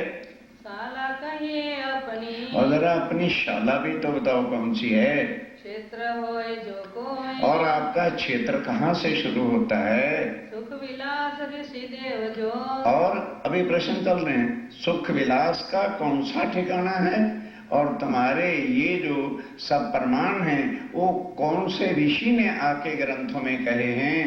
तीर्थ शास्त्र जो होए, और स्वामी जी भले यहाँ आ गए हो, शरीर तो यहाँ गए, कभी तो तीर्थ करोगे कि घर में बैठे रहोगे, तो तीर्थ की तुम्हारी नदी कौन सी है, और किस शास्त्र में ये सब कुछ तुम्हारे प्रमाण हैं, वो शास्त्र का नाम भी बताओ। ज्ञान कहिए कुलापनो, और ये बताओ कुल ज्ञान तुम्हारा कहाँ का है, वो ज्ञान भी बताइए। फलोर द्वार प्रकाश, और यदि हम उसको सुनकर ले लें तो हमें क्या फायदा होएगा, क्योंकि कलयुग है, बिना फायदे को तो कुछ काम करना नहीं, क्या फल मिलेगा हमें, और फिर द्वार कौन सा मिलेगा, हम कहाँ चले जाएंगे। कहाँ निवास कौन संप्रदाय, और ये बताइए महाराज आपका निवास कहाँ है, कोई तो ठिकाना किसी नगर शहर में होगा, और तुम्हारी संप्रदाय क्या है। कहो उत्तर प्रश्न उजास, और एक एक प्रश्न का उत्तर हमें समझाओ। कृपा दृष्ट बोले तवे, कौन बोला, कृपा दृष्ट। आप स्वामी जी कहते हैं ऐ शास्त्र, ऐ साधु महात्मा आचार्यों, मैं तुम्हारे प्रश्नों पर बहुत प्रसन्न हूं। आप तो कहते गुस्सा ना, मुझे बहुत प्रसन्नता है कि आपने इतना कुछ मेरे से जानकारी लेने के लिए पूछा तो है। सुनो साध सब कोई, अब सब साध महात्मा जितने हो मैं आपके प्रश्नों का उत्तर देता हूं, और एक एक उत्तर के कई कई ग्रंथों से प्रमाण दूंगा, एक से नहीं, जितने ग्रंथों से प्रमाण मांगोगे उतने ही दूंगा। प्रश्न प्रश्न को उत्तर, तुम्हारे एक एक प्रश्न का उत्तर तुमको दे हम सो, अब सब समझाने के हम आपको। अकथ वेद अद्भुत है, ध्यान देना कि ये जो ज्ञान है ना हमारा अकथ है, लिखा है शास्त्रों में, पर किसी ने आज दिन तक सुनाया नहीं। क्यों नहीं सुनाया, क्योंकि किसी को ये ज्ञान समझ में आया ही नहीं, तो सुनाएगा क्या। जो आदमी सुनाने बैठेगा उसको पहले जानकारी होगी तो सुनाएगा। स्वामी जी कहते हैं शास्त्रों में है पर दुनिया समझ नहीं सकी। लिखा है सत्य, सत्य को झूठ में घटा के बैठ गए, इसलिए क्या तुम्हारे संशय मिटते? अद्भुत चित दे सुनो तुम सब, तुम चित दे करके सुनोगे, तुम्हारी समझ में आ जाएगा। कि जो हृदय विचार, फिर क्या करना? स्वामी जी कहते हैं मानना, पहले सुनो, सुन के विचारो, विचार के हृदय में देखो सत्य है कि झूठ है। धरो दोष जिन अब, और फिर कहते हैं सुन लो और समझ लो। हमारे सिर कल को दोष ना देना कि वह पार ब्रह्म हमारे हर द्वार में आए थे और उन्होंने हमें अपनी पहचान कराई। तुमको पहचान आ जाए तो ले लेना, और ना अच्छा लगे तो ना ले। लेकिन ये ना कहना कि हमको सूचना नहीं मिली उनके आने की। स्तुति स्मृति की साख दे, और फिर स्वामी जी कहते हैं श्रुतियों से, स्मृतियों से, वेदों से, शास्त्रों से, पुराणों से, सब ग्रंथों के प्रमाण दे दे के हम आपको बताएंगे। कहो तुम समझाए, और ये खाली नहीं कि कह ही देंगे, तुम्हें एक एक वस्तु को समझा भी देंगे अच्छी तरह से। ग्राहक हो चित दे सुनो, जो ग्राहक हो, जिसको चीज की जरूरत हो, वो चित्त दे के सुने, तो कलयुग भ्रम जाए, तब तुम्हें कलयुग के सारे संशय मिट जाएंगे। सदगुरु ब्रह्मानंद है। अब सुंदर साथ जी तुलना करते जाना, हम भटके कहाँ में, हम गद्दियों के पीछे मर रहे हैं। वो कहते हैं कोई इंसान हमारा गुरु है ही नहीं। समझिए हम कहाँ हैं और स्वामी जी की वाणी कहाँ है। स्वामी जी कह रहे हैं हम किसी इंसान को गुरु नहीं मानते। क्यों? मानो गुरु मर गया, कहां मरोगे फिर? नया खत्म करने दोगे? नया गुरु के चरणों में जाओगे?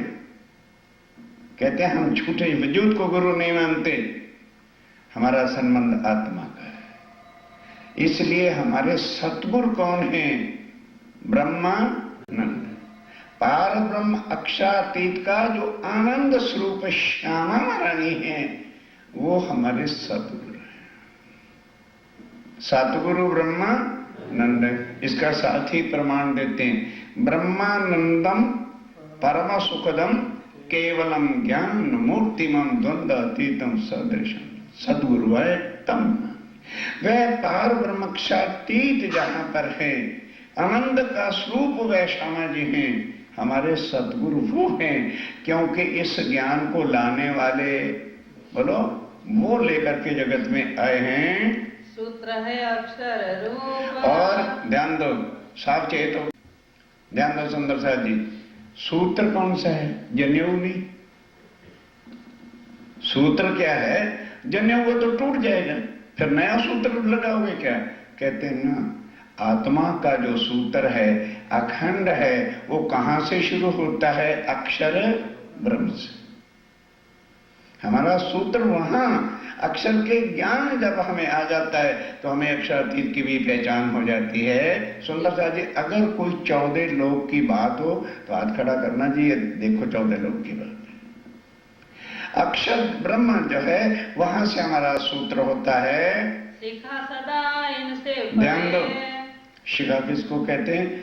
हिंदुओं की क्या शिखा होती है? चोटी, इसको शिखा कहते हैं, चोटी को। आजकल तो वैसे ही मुंडन हो गया सबका, कोई रखता ही नहीं। उस सब चोटी के बिना, जनेऊ के बिना कोई हिंदू माना नहीं जाता था। तो स्वामी जी कहते हैं ये जो तुम्हारी शिखा है, मरोगे तो कहां जाओगे? साथ ही ये भी जल के खत्म हो जाएगी।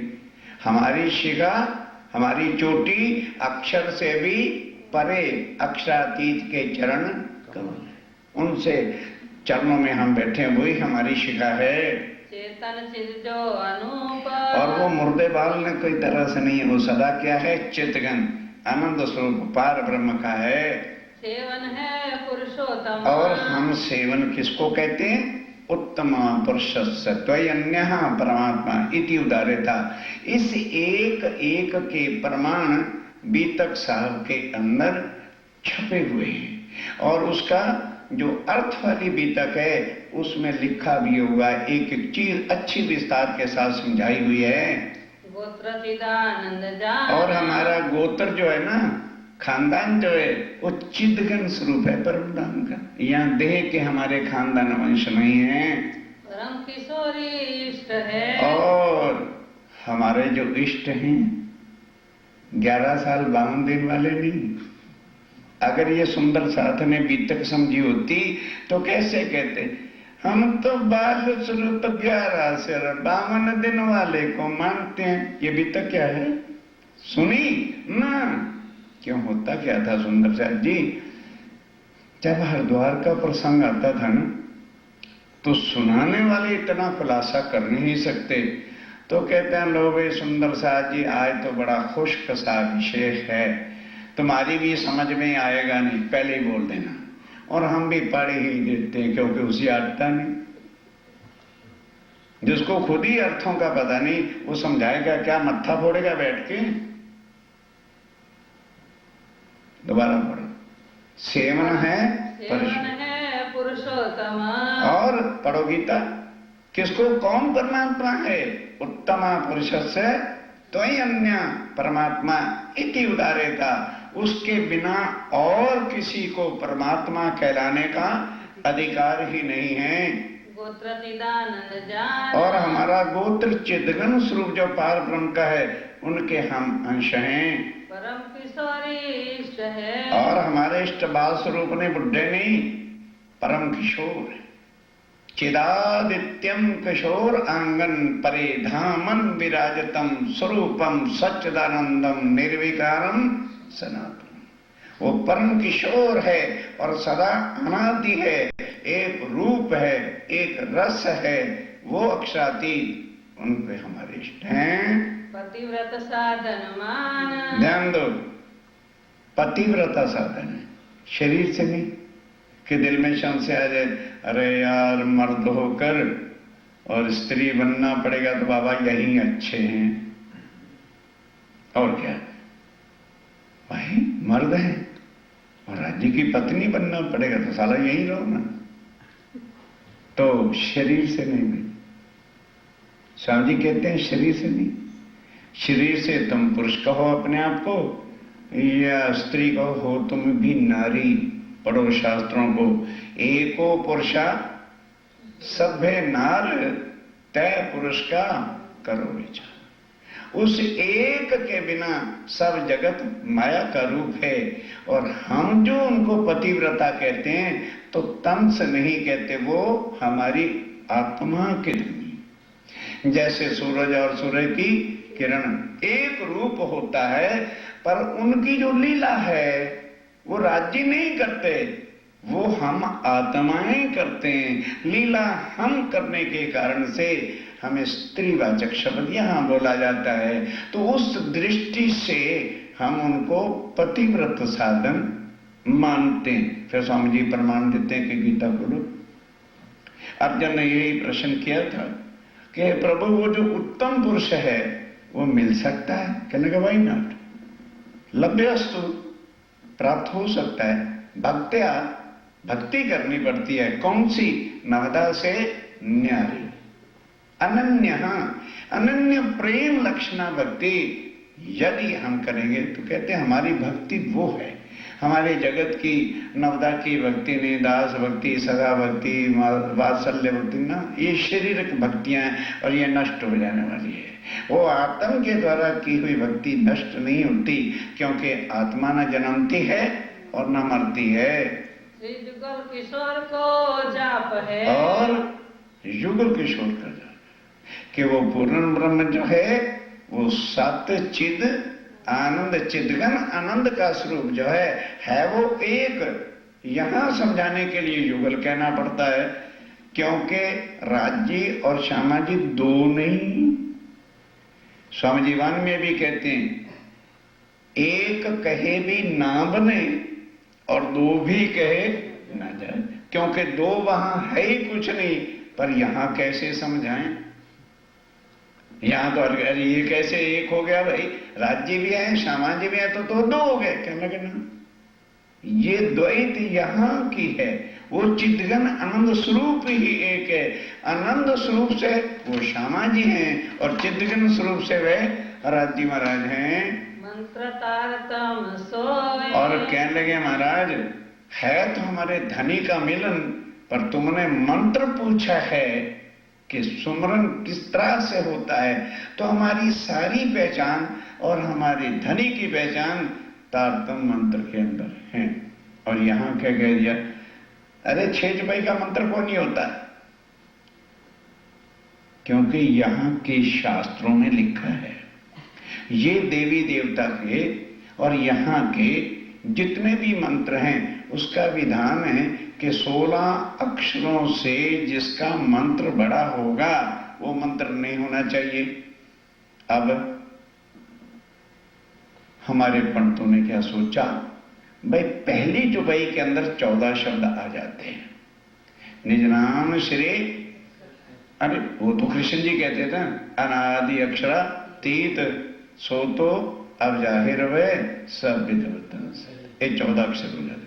कहने बस पहली जुबाई मंत्र देना, श्री कृष्ण जी नाथ अक्षरा तीत सो तो जाहिर सब हो गया, हो गया मंत्र। सुंदर साथ को क्या पता चले, सोचो एक एक शब्द, मैं नहीं कह रहा, वाणी की सोचो। पूरी 6 जुबाइयां जो, ध्यान सुनो, दूसरे मंत्रों में और तारतम में अंतर क्या है। तारतम के अंदर 3 प्रतिज्ञाएं हैं। जिस तरह से हमारे पंडित लोग ब्राह्मण लोग शादी कराते हैं, तो शादी के समय में कुछ इंस्ट्रक्शन लड़की के वास्ते होती है और कुछ इंस्ट्रक्शन लड़के के वास्ते होते हैं। और फिर लड़के को कहते हैं बेटा अग्नि है या जिसको इष्ट मानते हैं, प्रतिज्ञा कर कि मैं इसको पालन करूंगी। बोलो भाई करना पड़ता है कि नहीं, विवाह हो रहा है तो प्रतिज्ञा करनी पड़ती है। तो फिर लड़के को भी कहते हैं कि आज से इसका माता पिता का जो बोझ था सब उतर गया, तेरे को उठाना पड़ेगा, प्रतिज्ञा करके मैं जीवन भर इसका पालन करूंगा। कहता जी मैं प्रतिज्ञा करता हूं। तो ये मंत्र नहीं है, ये राज्य महाराज के साथ आत्मा का जो संबंध भूल गया है वो लगन होना। तो लगन के लिए कोई ब्राह्मण तो चाहिए ना, कि नहीं चाहिए। मैं आपका ब्राह्मण बन जाऊंगा, गुरु नहीं। पहले भी कहता हूं और अब भी कहता हूं, जो तारतम लेते हुए मुझे गुरु कहेगा नरक का भागी वो मैं नहीं। सोचो सत्य क्या है, क्या प्रतिज्ञा लेनी पड़ती है। वेंती एक जो वल्लभा मो अंगनानी राज्य से कहते हैं, हे मेरे धाम के दुल्हा, हे मेरे लाडल्ले, हे मेरे लाड को पालने वाले वल्लभा, स्वीट हार्ट हो मेरे स्वीट हार्ट धनी। मुझे अब पता चला तुम्हारी वाणी से कि मैं आपकी अंगना हूं और आप मेरे धाम के धनी हैं। पर माया का तन कम वक्त ऐसा था, कुटुंब कबीलों में आके हम इसको भूल गए। आज तुम्हारी वाणी सुनी, मेरी आत्म को होश आ गई। अब मैं आपके चरणों में बैठी हूं। मो अंगनानी अभिधार लो मेरे धनी। तो राज्य तो साक्षात स्वरूप साहब के सामने बिठा के तारतम देते हो गए।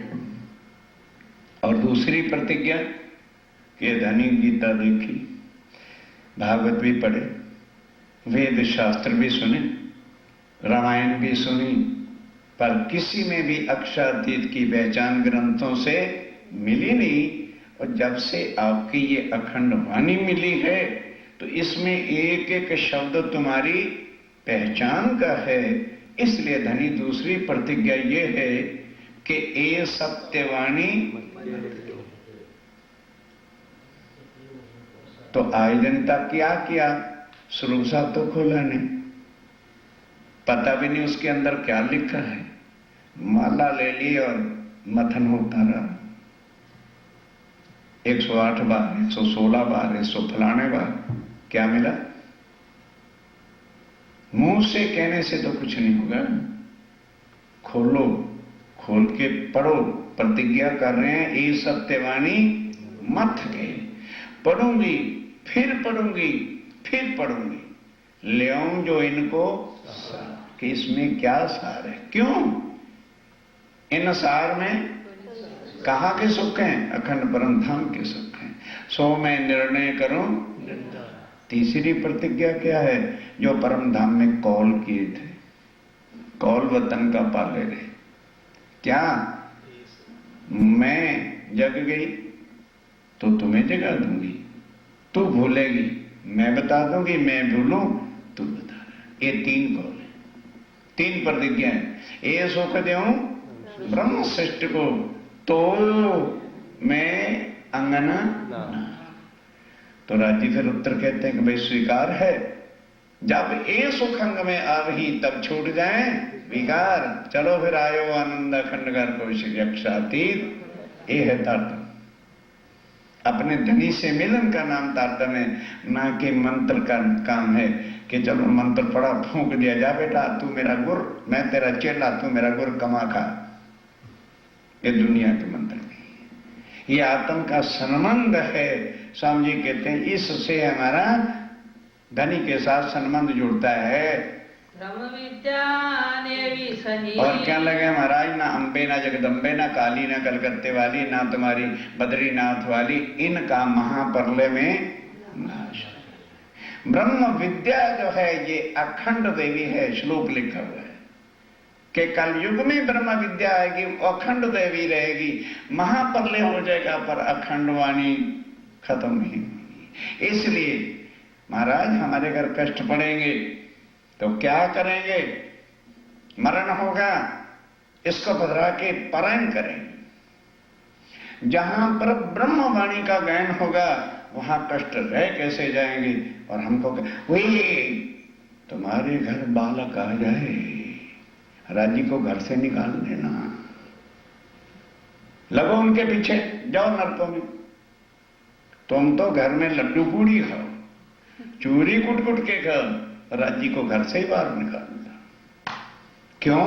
सूतक ला गए छे। सूतक, सूतक बढ़ा के अक्षरातीत बोल तो दो। राज्य महाराज सूतक का नाश करते हैं या सूतक राज्य को खा जाता है? कोई धाम चली जाए, घर में राज्य को नहीं रखना। क्यों? क्या हो जाएगा भाई? क्या हो जाएगा? ब्रह्म विद्या देवी सही। जिस दिन घर में कोई बच्चा पैदा हो, सबसे पहले जो कुछ बनाना बनाओ, राज्य को भोग लगाओ, फिर उसको दो जिसको बच्चा है। फिर अभी अभी नियम क्या निकल गए? अरे भाई जब मासिक दिन आए वो भोग भी ना लगवाए और घर में ये भी ना करे। कितने पखंड में इन लोगों ने हमें आके जाल में फांस दिया। भोग आत्म से लगाना है कि देह से लगाना? फिर सोचो, जरा विचारो, थिंक ओवर इट। सुबह उठ के हम लोग देह क्रिया के लिए जाते हैं कि नहीं? बोलो तो सही, जाते हैं। तो वो सारी गंदगी पेट में ही रहती है, साफ कर देते हैं, नहा लेते हैं। तो वो जो प्राकृतिक एक चीज है 27 दिन तक कहां रहता है? अरे बोलो, बहनों शर्म करने की जरूरत नहीं है इसमें। पेट में रहता है, कहीं और रहता है। तो फिर तो कभी भी ये साफ ही नहीं। फिर उल्टा एक चीज कलीन हो जाती है। ठीक है, नहाना माना मना है तो उसको अपना स्पंज करो, ठीक हो गए, बनाओ राज्य का भोग लगाओ, और जितना पाप होगा वो मेरे खाते में डाल देना, मैं जानू मेरा धनी। और क्या, तुम्हें पाप से डर लगता है ना? किसका पाप? आत्म हमारा साधन है, शरीर का साधन नहीं। हमने कर्म कांड नहीं पालने। कोई धाम चल जाए कभी मत डरो। आइए उधर उत्तर भारत में कर रहे हैं, देह संस्कार किया, घर आए, आके साप्ताहिक पारायण रख दी और घर इंस्ट्रक्शन दे दी, कोई रोएगा नहीं, कोई रोएगा नहीं। वाणी पाठ रखा गया, पढ़ो और सुनो। जब 11वां दिन आए, जहां सुना होता है ना विराती में, राज्य पधरा दो, जिसने क्रिया की थी उसके द्वारा क्या करो, पाठ का समाप्ति पूजन, पूर्ण ब्रह्म, और वो आरती उतार दे। किसकी? अक्षरातीत की। तो इससे ज्यादा निशुद्धिकरण हो क्या? फिर सुंदर साथ आया है, भोग लगा के प्रसाद बट ठीक। हर प्रकार का कार्य हमें कैसा करना चाहिए, संस्कार पद्धति इनके पास है। इस ब्राह्मण को बुला लिया करो और सब काम करो ये कर। पर ईमान चाहिए कि हम सत्य की पूजा कर रहे हैं कि झूठ की पूजा कर रहे हैं। पहले इसीलिए आज पद्धति जुदा दिन रखी है कि एक एक बात सुंदर साध के मगज में आ जाए, ताकि कोई ये ना बताए कि हमको बताया नहीं और समझाए। अब करो अपना मर्जी, क्योंकि स्वामी जी ने पहले कह दिया भी जो ग्राहक हो गए उसको हम समझा देंगे, और जो वडिलों की दुम में बंधे हुए वो वहीं बंधे रहो, हमें छुड़ाने नहीं है। ब्रह्मवाणी अक्षातीत की झूठी और वडलों के कार्यक्रम सच्चे झूठों के, तो फिर जिसकी मर्जी पूजा करो, जबरन नहीं कोई। स्वामी जी ने कहा जो ग्राहक हो गए उसको हम समझा देंगे। और तुमने पूछा है कि तो कौन सी पुरी है जहां ये वाणी उतरनी शुरू हुई है, तो वो कौन सी है? नौतनपुरी। हवसे में स्वामी जी गए और वहां ये वाणी उतरनी शुरू हुई। और ये 1100 साल पहले कुरान में लिखा था कि जब अल्लाह ताला दुनिया में आएंगे तो उनको हवसे की जेल में जाना पड़ेगा और वहां मिश्री की ईंटें गिरी। अब कौन मुसलमान समझ के क्या है? अब वो क्या समझ रहे हैं, जब क़यामत आएगी अभी अल्लाह ताला आए नहीं, वो जेल में बैठेंगे तो ऊपर से आकाश से ईंटें पड़ेंगी मिश्री की। उनसे पूछो भैया, एक बरसात के दिनों में बर्फ पड़ती इतनी इतनी तो लोग भाग के अंदर जाते कि मर ना जाए, तो जब ईंटें पड़ेगी तो कोई जिंदा बचेगा? ये है मिश्री की ईंटें। फिर क्या लिखा है, जो उन ईंटों को खा लेगा वो अर्शे अजीम में चला जाएगा। जो इस वाणी पर अमल कर लेगा वो सीधा परम धाम, उसकी परात में उठ के खड़ा हो जाएगा। 7800 पक्ष शाखा सही। और हमारी शाखा जो है 108 पक्ष है। जाओ सारी दुनिया पढ़िए, यहाँ प्रमुख स्वामी भी आते हैं, गायत्री का भी इतना बड़ा हो रहा है, रामायण वाले भी आते हैं, भागवत वाले भी बड़े बड़े विद्वान आते हैं। उनको ये पूछो जी 108 मल का जो माला है उसके दाने क्यों हैं? कोई बताए तो बता देना मुझे। कोई नहीं बता सकता।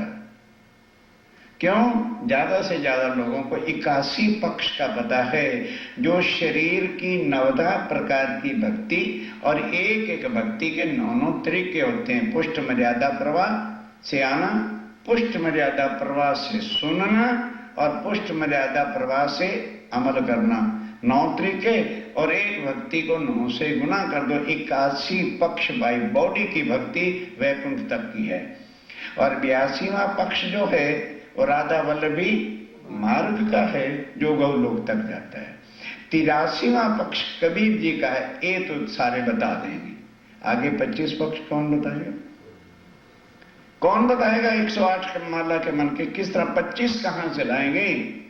वो स्वामी जी ने खुद आके बताया। ये सारा बेवरा धाम तालाब कुंजवन सोए ये चौबई से 25 पक्ष, 8 सागर 8 जमी के ये 25 पक्ष हैं दान देने के। स्वामी जी कहते हैं ये जो 108 की पद्धति है, हमारे 25 पक्ष उस परम धाम के हैं जहां अक्षरातीत राज्य मरण के साथ हमारी आत्म के स्वरूप पर आत्म अंड की लीलाओं के अंदर लीन रहते हैं।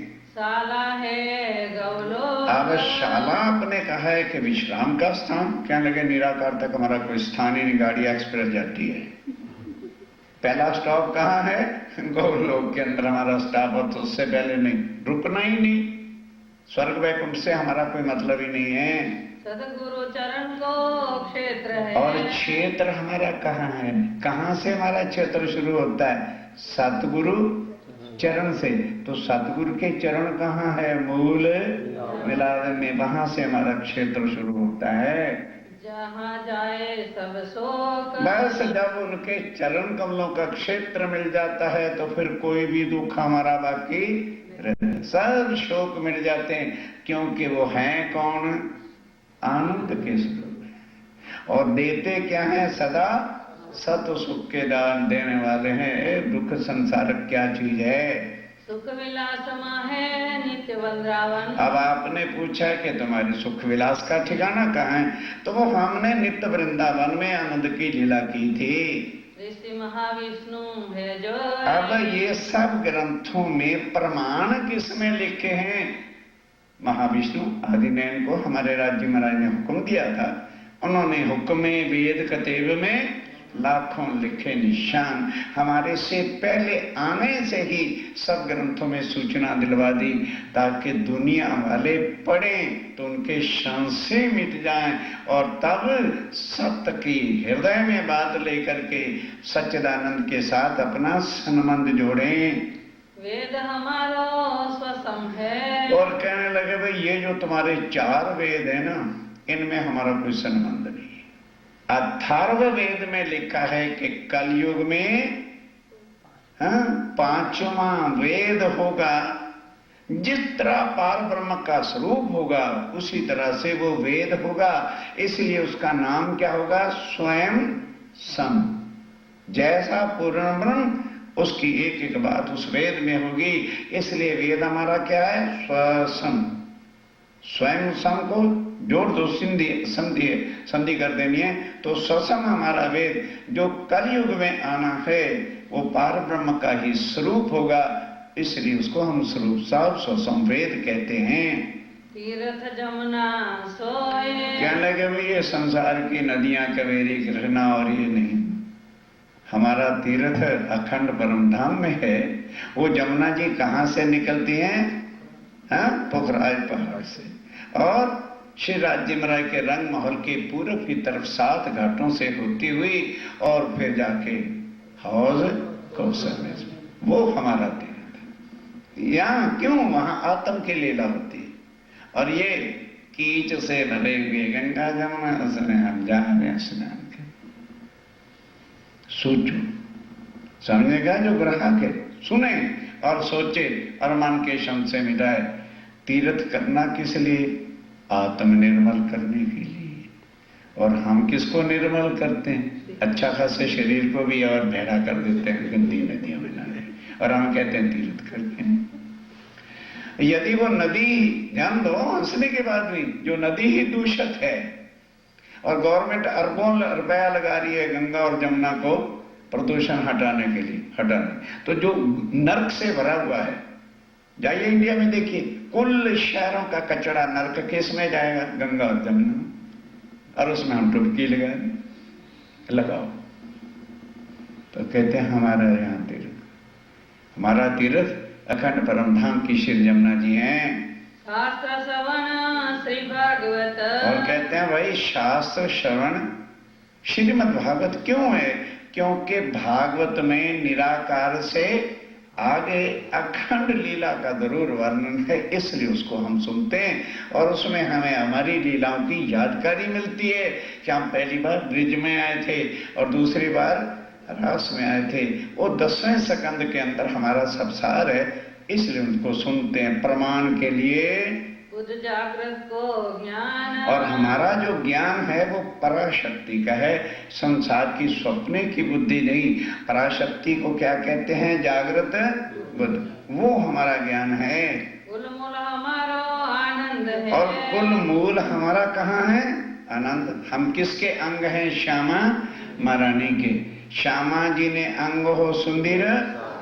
अब लोग क्या करते हैं? देखिए जी, सुंदर साथ किसको कहते हैं?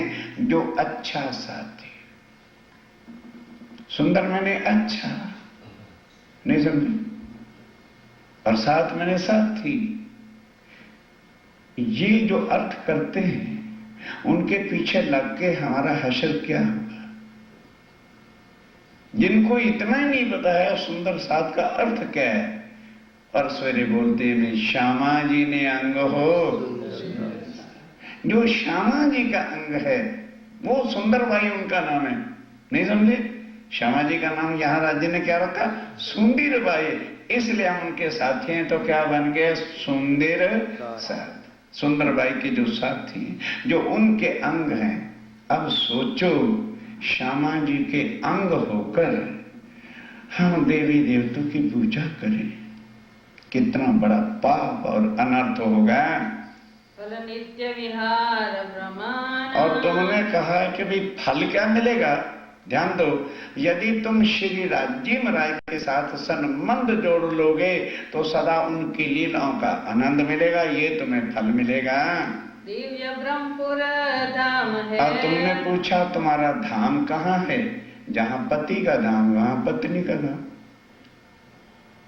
जब मैरिज हो जाती है तो मायका घर छोड़ के पत्नी कहाँ जाती है? पति के घर। तो जब हमारा उसके साथ संबंध हो गया तो जहां हमारा पति का घर है, दिव्य ब्रह्मपुर धाम जो है वही हमारा घर है। घर अक्षरातीत निवास। जहां अक्षरातीत धनी रहते हैं, नेम प्लेट से उनकी है, घर के तो मालिक के नाम है।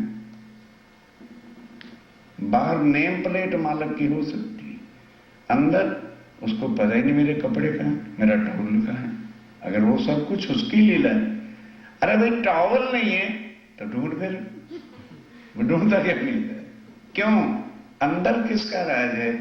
अनंत अंग है, नेम प्लेट उसकी है। कहते नाम अक्षरातीत का है, राज परम धाम में श्यामा महारानी का है, निजानंद है संप्रदाय। इसलिए जब हम आनंद अंग पार ब्रह्म के हैं तो हमारी संप्रदाय का नाम कृष्ण प्रणामी है। नहीं वह क्यों मरते हो उनके पीछे लग के, जो झूठ ही झूठ का पसारा कर। लिखो यहां कृष्ण प्रणामी, हमें क्या तकलीफ है? कौन सी है संप्रदाय? निज आनंद संप्रदाय है। चलो ये उत्तर प्रश्न प्रकाश है। एक एक प्रश्न का उत्तर हमने तो आपको समझाने की खातिर कहा ना, वितक साहब लेके बैठना। एक एक उत्तर के 4-4, 3-3 ग्रंथों से, शास्त्रों से, पुराणों से श्लोक लिखे हुए और परमाणु स्वामी जी ने वहां दिए। श्री देवचंद्र जी निजानंद। और वही इस संसार में आके वो श्यामा महारानी जो निज आनंद है, उसने जो तन धारण किया है, उस तन का नाम देवचंद्र महाराज हैं। जिन प्रकट करी संप्रदाय। उन्होंने देवचंद जी के तन में बैठ के इस संप्रदाय को जाहिर किया है। किंते हम यह लकी है। स्वयं है सब कुछ, लेकिन ये नहीं कहना कि जी उनकी कृपा से, उन सतगुरु की कृपा से उन्होंने हमको ये सारा ज्ञान ला करके दिया है। द्वार पावे अवते। इसलिए अब जो इस जो है संप्रदाय के ज्ञान पर चलेगा वो किस द्वार में पहुंचेगा? परम धाम चला जाएगा। बोलो श्री प्राणनाथ प्यारे की जय। बोलो श्री सद्गुरु महाराज की जय।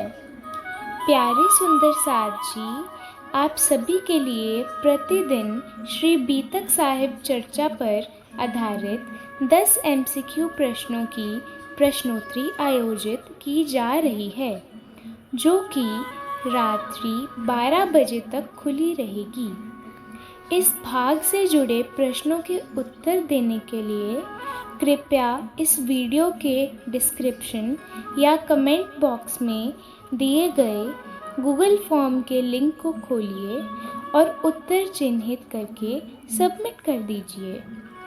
जिन सुंदर साथ के सारे प्रश्नोत्तरियों का मिला के कुल स्कोर सबसे ज़्यादा रहेगा, उन्हें श्री निजानंद आश्रम रतनपुरी में आगामी वार्षिकोत्सव में पारितोषिक दिया जाएगा। प्रणाम जी। तुम हो तैसी कीजियो, मैं अर्ज करूं मेरे पीव जी। हम जैसी तुम जिन करो, मेरा तलफ तलफ जाए जीव जी। जीवड़ा तो जीवे नहीं,